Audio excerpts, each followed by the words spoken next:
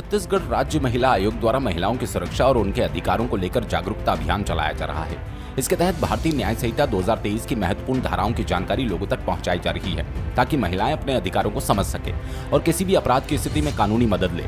महिलाओं की सुरक्षा और सम्मान को लेकर छत्तीसगढ़ राज्य महिला आयोग लगातार जागरूकता अभियान चला रहा है। इसी कड़ी में आयोग द्वारा भारतीय न्याय संहिता 2023 की विभिन्न धाराओं की जानकारी आम लोगों तक पहुंचाई जा रही है। पैम्पलेट के माध्यम से बताया गया कि महिलाओं के खिलाफ होने वाले अपराधों के लिए सख्त कानूनी प्रावधान बनाए गए। इनमें बलात्कार, छेड़छाड़, पीछा करना, अश्लील टिप्पणी करना, महिला की गरिमा को ठेस पहुंचाने जैसे अपराधों के लिए कड़ी सजा का प्रावधान है। भारतीय न्याय संहिता की धारा 64 के तहत बलात्कार जैसे गंभीर अपराध के लिए न्यूनतम 10 वर्ष से लेकर आजीवन कारावास तक की सजा हो सकती है। वहीं धारा 74 के तहत महिला की गरिमा भंग करने के उद्देश्य से हमला करने पर 5 साल तक की सजा का प्रावधान है।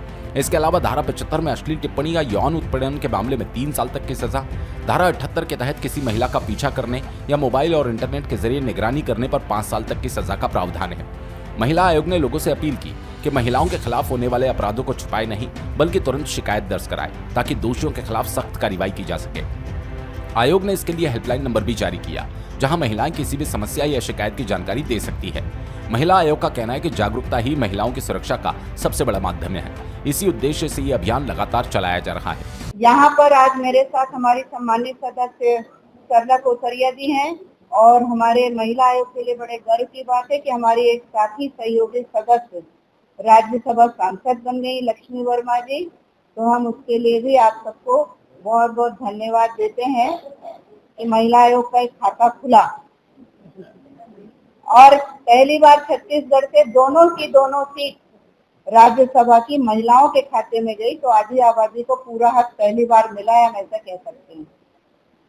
तो ये जो महाजन सुनवाई क्यों रखी गई है, इसके बारे में आपको बता दूं कि राष्ट्रीय महिला आयोग की एक मीटिंग हुई थी हमारी, और उन्होंने कहा था कि एक कंसेप्ट है कि पीड़ित महिलाओं को त्वरित न्याय मिले और हर जिले में जन सुनवाई हो। तो हम जब जिले में करते हैं तो हम जन सुनवाई रखते हैं, पर हमको टारगेट ऐसा मिला कि आपको 33 जिले हैं आपके, तो आपको 33 जिले की जन सुनवाई करनी है।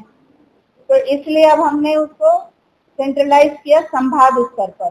तो हर संभाग के जितने भी जिले हैं उन जिलों के डीपीओ को, सखी को और मिशन शक्ति, प्रोटेक्शन ऑफिसर और जिला विधिक प्राधिकरण, इन सब को हमारे यहाँ से पत्र गया, पुलिस विभाग को पत्र गया और हमने कहा कि इतने लार्ज स्केल पर हमें, क्योंकि एक ही जगह पर जन सुनवाई करनी है, तो हमें टीम की भी जरूरत पड़ेगी।